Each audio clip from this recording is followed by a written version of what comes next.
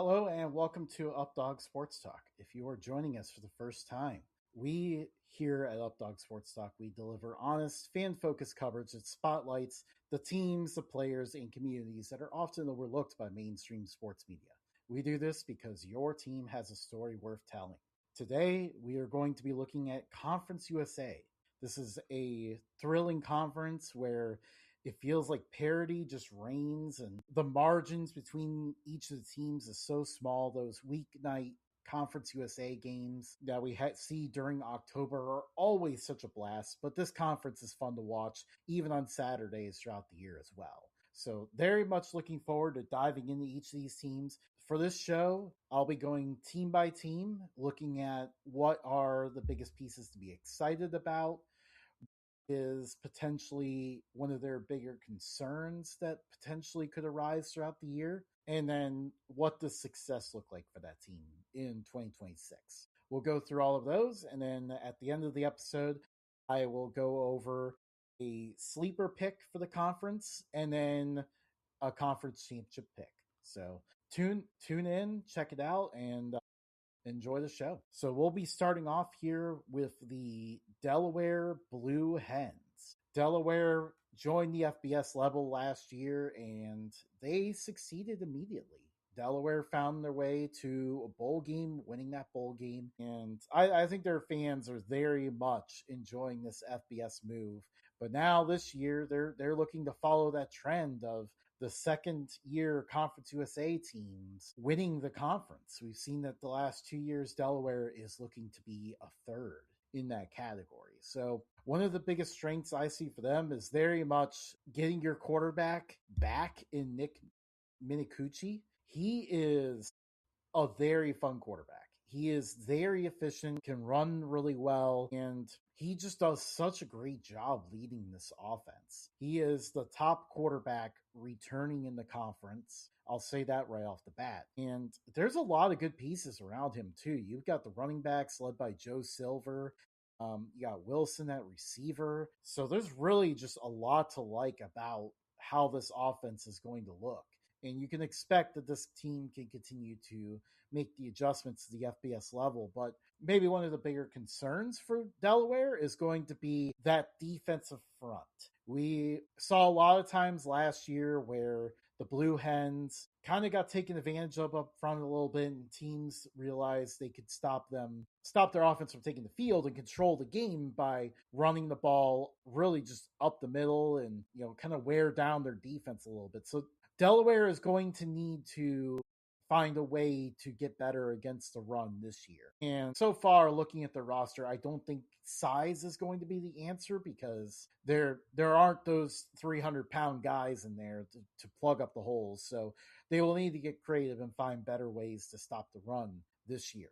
But in terms of what success looks like, this is still a program that is implementing themselves at the FBS level, but I think improving and being in the race for the Conference USA Championship will be key. They will need to get through what is actually like a pretty difficult schedule this year. Their non-conference has a lot of tough challenges in it, including a game against Virginia. So they'll need to get through that.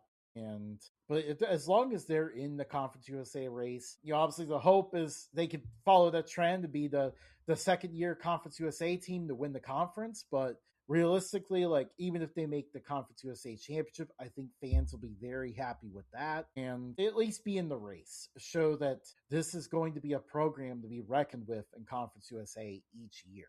So that's what I'm looking forward to with Delaware, and I definitely enjoyed this program. I visited their stadium earlier this offseason, and that was pretty cool. But yeah, I think this could be a pretty good year for Delaware. So we move on to the next team here, the FIU Panthers. FIU is just continuing to work to be this cool program.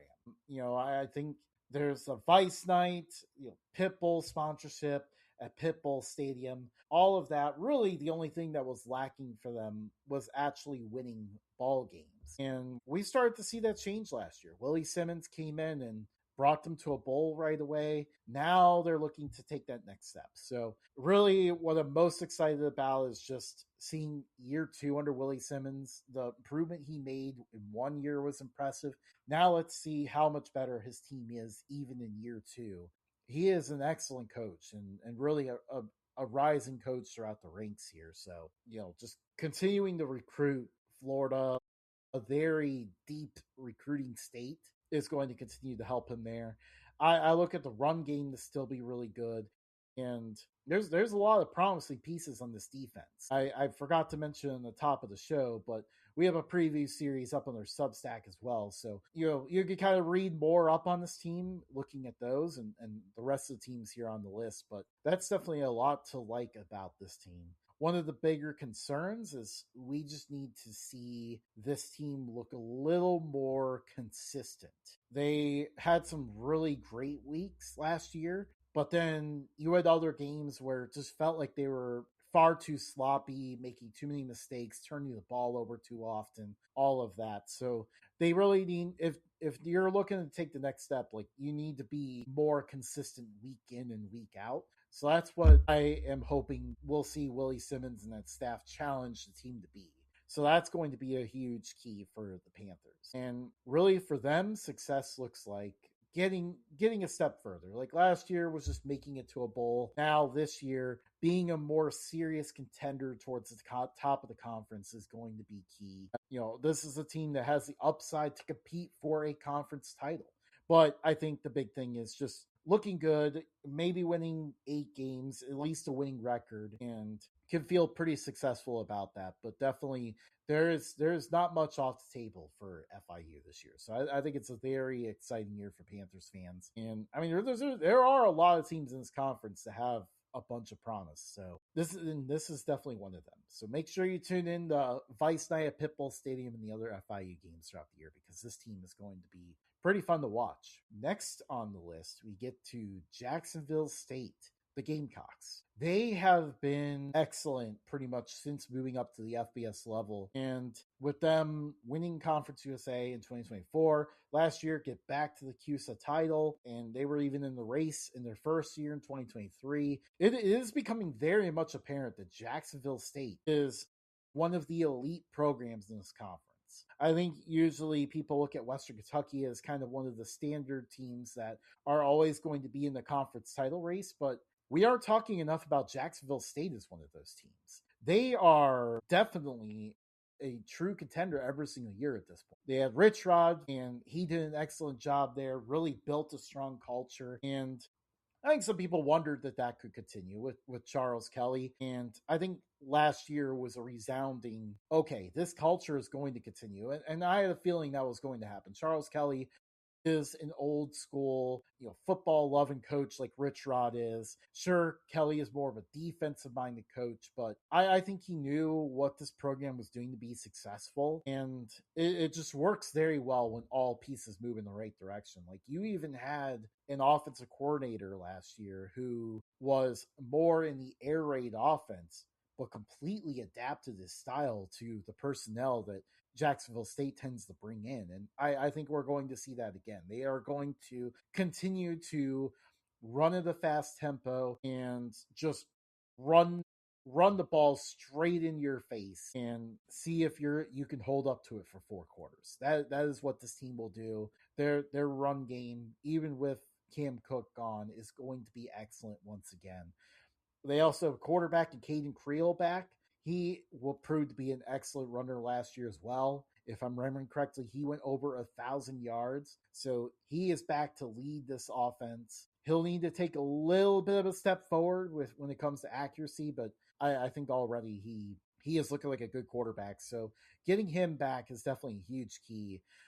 We don't have a lot of teams in this conference that bring the same quarterback back in 2025. So having one returning is huge for any team. So, and that's kind of the situation we have with Jacksonville State here. And on the defensive side of the ball, Charles Kelly has his defensive quarterback in linebacker Max Sanders. And the offensive line, this is one of the most experienced O-lines in the sport. We don't talk about offensive lines a lot when it comes to previews. So we at Updog Sports Talk, we try to look at those, and I think a lot of times it gets undersold how important an experienced offensive line is. So the fact that Jacksonville State has one of the most experienced ones looks very promising for this program. So that's what I really like about this team. One of the biggest concerns is I want to see this team look a little better on the road this year. Not just I want to, but they are going to need to play better on the road this year.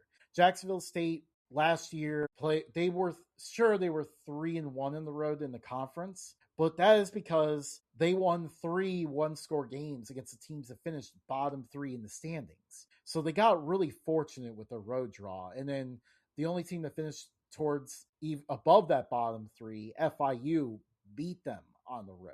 This year, their road schedule is going to be a lot more difficult. They are playing more of the top contenders on the road. So Jacksonville State will need to do a better job winning those games and really just in general bringing that show on the road. They're going to need to play better there. In terms of what success looks like, they won the championship in 2024, made it to the championship game in 2025. This is kind of a program that has a standard at this point that they're going to make it to the CUSA championship. And I feel like at this point for them, their expectations are high. And that's what the coaching staff wants. They want fans to expect winning, and that's exactly what we have here. So winning the Conference USA championship is what success looks like. Anything short of that is a little bit disappointing for this team. So, I mean, watch out for this team. Definitely, I can hint that I'm going to be mentioning them again later on. But mentioning Conference USA championships, we actually go to the defending champions, the Kennesaw State Owls. Jerry Mack came in and just really evolved this team in year one. He did an excellent job here. And I really like him and his coaching staff. It felt like last year they kind of coached circles around teams and really just made the right adjustments and knew how to win these tight games. Because again, like the gap between teams in this conference is not large. And coaching can make a huge difference. And that's what we saw with this team. So that gives me confidence in the Owls again this year. However, one of the bigger concerns for this team is going to be this is going to be a pretty new roster this year. Last year, there was actually quietly a decent amount of continuity. This year, you're starting with a whole lot of new parts. I trust what the staff is going to do with those parts, but there's always uncertainty of that. And then the quarterback position in general is one of the areas I'm kind of looking at and wondering how it's going to look, because Amari Odom proved to be a star for them last year. And even Dexter Williams, the backup, did an excellent job. He's gone as well. So you're now putting pressure on, hoping that Syracuse transfer Ricky Collins can be the guy. And last year, we didn't see that at Syracuse. He struggled in that role, and we saw Syracuse fall off pretty hard with him. So the burden of proof is on Collins because he now gets another shot, but he'll need to take advantage of it. Otherwise, we'll need to see another unproven caller take the helm here and keep this team at a championship level. So I think in terms of success, this is another program that's probably expecting to win the Conference USA championship again. I mean, they won it last year. They're going to be looking to do it again. Now, I've noticed that they're projected a little bit lower. So I think if they maybe if they're still in the race, but they don't make the Conference USA championship, the pitchforks are not going to come out or anything. I still think that looks like a good year considering the turnover they have.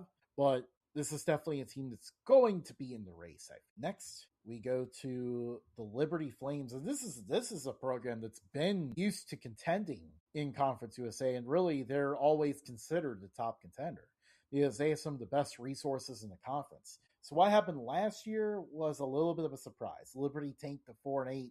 That is Liberty's first losing record since they jumped to the FBS level. So we're talking about a program that jumped up, had immediate success, sustained that success, and then last year happened, and now we're looking at this, trying to see if they can make their way back up again. So that's going to be their goal this year. But Jamie Chadwell's a good coach. I really trust him, and I think this year they're going to make a lot of schematic tweaks to get back to looking more like the team that he wants to field. So I think that's going to be exciting. And of course, I mean, just looking at the roster itself, I think Liberty quietly made one of the greatest portal pickups in Kanye Udo at running back. He didn't end up getting the playing time that was expected at Arizona State last year, but the year before, he was an excellent back for Army. And I think he is going to be ready to produce once again. I'm not sure what happened at Arizona State, but this is these are the chances that you see players take that I don't think are being talked about enough. If you move to a new destination, there's always a chance that things are not going to gel. There's a lot of risk with that move, and I think a lot of players end up overlooking that. So he's going to get his chance of redemption here, but that's always like a risk to watch out for. But he's a star. I'm excited. Still, at the same time, we'll see this team with a lot of new changes, especially in the secondary. It's mostly a new unit back there, so staying sound in coverage is going to be a huge key for the Flames. And also, one of the other things that worried me a little bit was Jamie Chadwell's health in the offseason. Now, it seems like all systems go for now, but really where it worries me is that he did have to step away during the spring. So and also this year he's going to be the offensive coordinator. So that meant that the Flames went through the spring without their head coach and offensive coordinator. They had two key.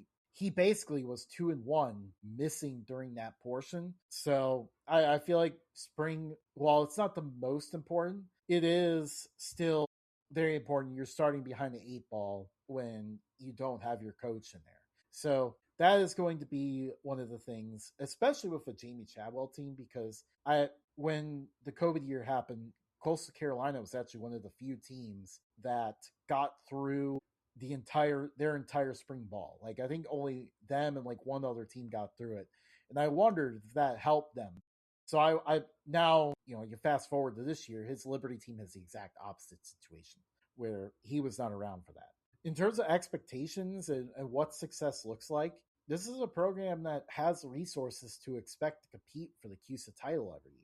So that is going to be what success looks like. But at the same time, in the same breath, I'm also going to say that I think if they at least look competitive again, I think that shows good progress and shows that okay, this is still going to work in the right direction with Jamie Chadwell. Last year was just a fluke. Everything went wrong. Now we can feel good about this program once again.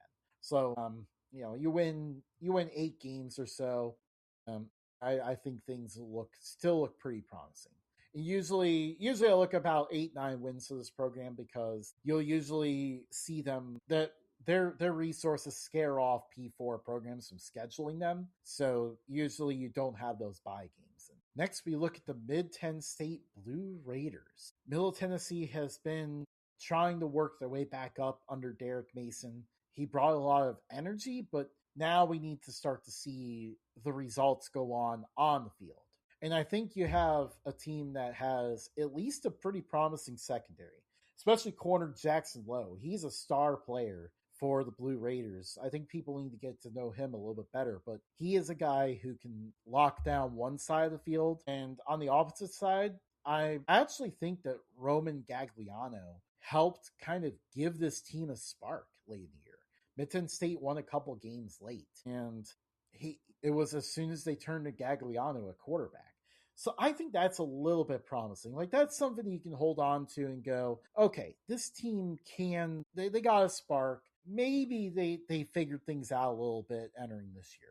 However, the biggest concern, and I'm sure Blue Raiders fans are not going to be surprised by this, but offensive line has been a massive problem for this team for years now. They desperately need to get better in pass protection and just avoid having sacks just stall out drives early on. Sacks and not being able to run the ball. Both of those have been fed by offensive line struggles. Now, one of the things they did this offseason to try to alleviate that, they got a lot bigger up front. So at least now in sheer size, you've got an upgrade, but they still need to gel and come together a little bit. And in terms of what success looks like, I think you need to get back to a bowl game. Sure, progress looks good. I think even 5-7 provides like a little bit of hope, but I think overall, this is year 3 under Derek Mason. We need to see this team get back to a bowl game because this is a program that's a in a big market in Nashville, and there could be some benefits to that. You can easily access a lot of resources out of being in such a good market. But at the same time, if you're struggling, you become forgotten about in that market very easily. And that's what Mid Ten State is currently battling with. So I think they need to start winning and bring some excitement back to the program a little bit. So a bowl game definitely would help with that process. Next, we look at Missouri State, the Bears. This is one of the programs that was so interesting because I feel like a lot of people, FBS and FCS alike, kind of looked at this move and wondered why are they moving up? Well, I mean, the state of Missouri is big enough that there can be two programs in the state. And Missouri State kind of has their own region in the South there in Springfield. They showed up and they had immediate success, made it to a bowl game, finished with a winning record. I think that already was a good proof of concept of this move. So that was really exciting for the Bears, and I think their fans really enjoy this move. Now they kind of enter a new era here. Ryan Beard is gone. Casey Woods takes over. He comes in from SMU. So, once again, this is going to be a team that's going to have a lot of energy. They're going to run a fast offense, and the offense is going to look good. I think you've got a lot of good parts as well. You got Robinson at receiver, you have Askren at tight end. Like, those are some really good weapons to work off of right off the bat. Like Robinson, especially, his speed is dangerous. So he is going to be a very exciting player there. But the concerns for them, it's going to be, losing the coaching staff, seeing a lot of top starters leave via the portal. A lot of them followed the staff over to Coastal Carolina. So that was kind of a tough loss a little bit. And for Missouri State, always, like, you're going to see the offensive line kind of be a concern a little bit. Last year, especially, they gave up 52 sacks, which is just an astounding number. I mean, you cut that number in half, you're still in the bottom half of college football. So they need to work on that a lot. I think establishing a better run game and really just reducing those sacks can take this team a long way. In terms of what success looks like, you're starting a new era here, so I even if they miss a bowl, I feel like as long as they're competitive and look good most of the time, I feel like you could still feel pretty good about it. But at the same time, last year kind of set that standard of making a bowl game, so making a bowl would be good. And I mean, very very encouraging considering all the changes this offseason. I think that would be very good for this program. But I don't think the panic button is going to be set if they go 5-7. We go to New Mexico State. This is one of the programs that is very much beloved on this podcast. All the way back in the NCAA 14 days, New Mexico State was always our first team in dynasty mode. I got to see them and learn about Diego Pavia in the 2022 Quick Lane Bowl. And really, I've just always loved this program. So I do tend to root for their success a little bit. Then again, I find myself rooting for every team in this conference. But New Mexico State, I think this year there's some exciting pieces to work around here. They brought in Yost, an offensive coordinator, last year to bring a better pop to this offense. It did work a little bit, but now this year you get a quarterback upgrade in Trey Hedden, the Furman transfer. You've still got some really good receivers in the fold. You got a combination of returners and some really young guys who look ready to step up and be excellent playmakers. It's going to be a pass-happy offense, and they've got a lot more pieces around it. But at the same time, I think one of the coolest transfers they brought in was Delaware State transfer James Jones, a running back. He is a threat to score from anywhere on the field. So basically, you have him in the game. And even if this team likes to throw the ball, shows the tendency to throw the ball more, James Jones is a back that the defenses have to respect. Because if they don't and they end up, running the ball, he could burn you. So, and for New Mexico State, I think that's huge to kind of have more ways to get easier points. So I'm very excited about that. And you got a few good pieces returning in the defense as well.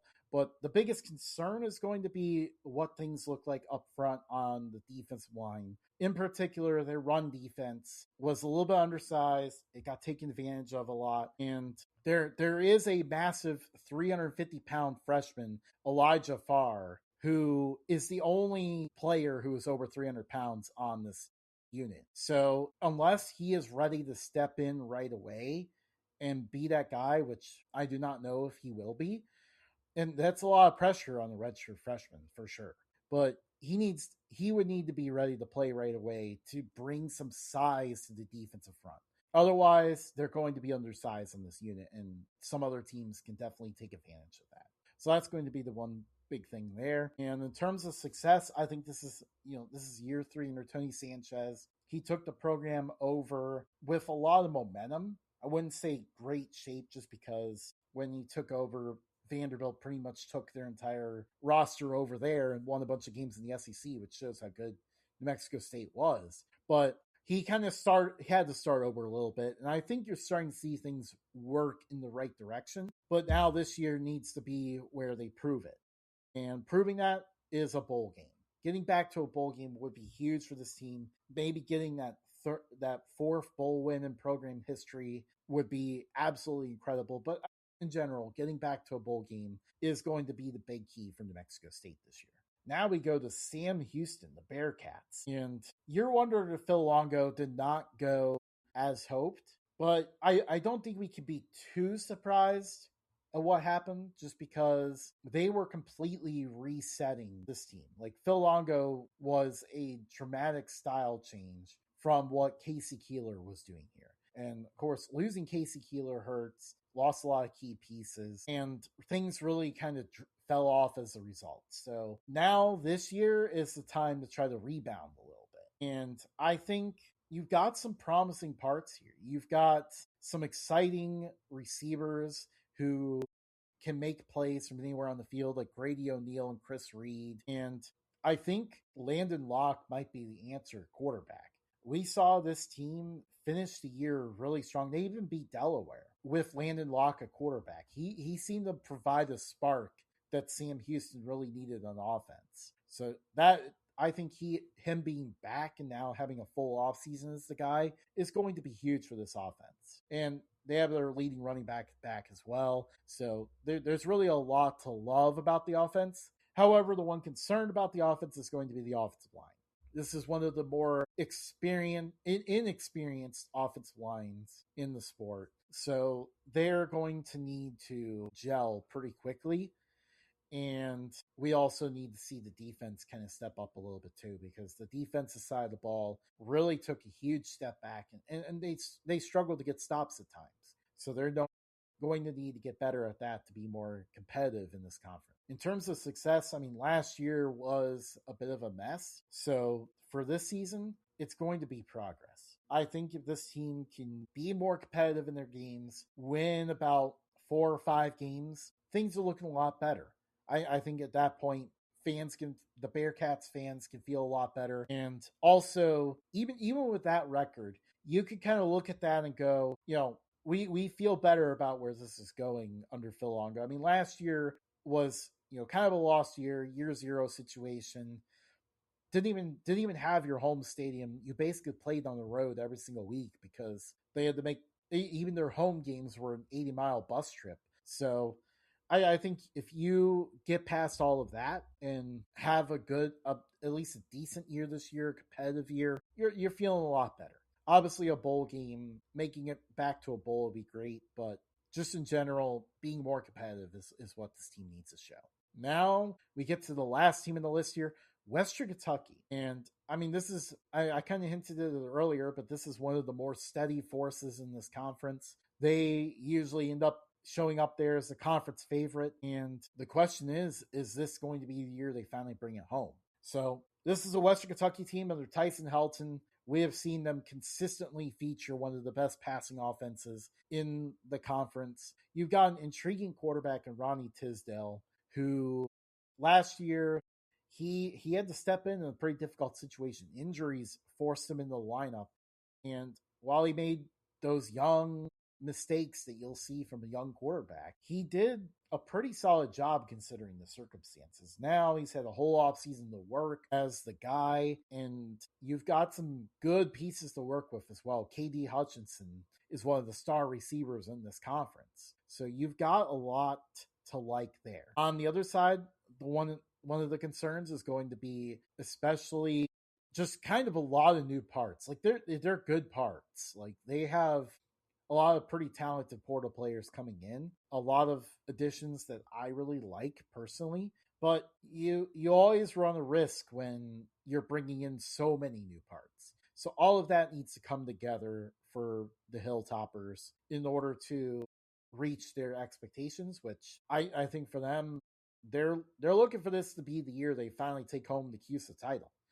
I mean, Tyson Helton has, I think outside of the weird COVID year, he has won 8 or 9 games every year. His teams are so good, so consistent.